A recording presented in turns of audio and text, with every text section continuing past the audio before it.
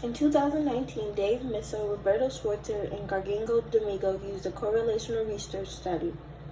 A correlational research is a non-experimental research in which researchers measures two variables and assesses the statistical relationship, the correlation between them with little or no effect to control extra variables.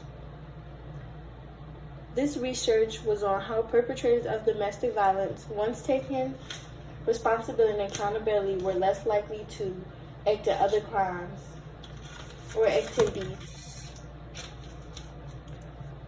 They used the Doolittle method or Domestic Abuse Intervention Project to help them. The Doolittle method is a program designed to reduce domestic violence against women. This general hypothesis was that perpetrators who received treatments through the Doolittle method were less likely to commit more crimes. The study observed many abusers who underwent these methods of psychoeducation. Psychoeducation is providing education to those seeking or receiving mental health conditions. They were taught skills to help them control their anger. They used different methods of behavioral therapy to promote healthy, acceptable behavior. This one went on for many weeks at a time.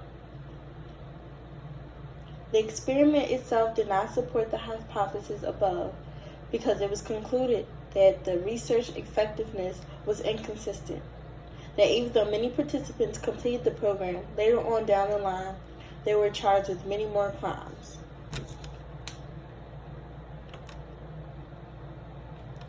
A big downfall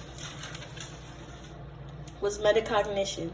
Metacognition is referring to understanding yourself and others in two states, and these points were an important dimension for the perpetrators. The metacognitive capacity is also related to high arousal states and potentials for violence. The brief treatments did not explore the psychological factors necessary for the perpetrators of domestic violence. The proposed method is supported through the case of presentation based upon the theory proposed.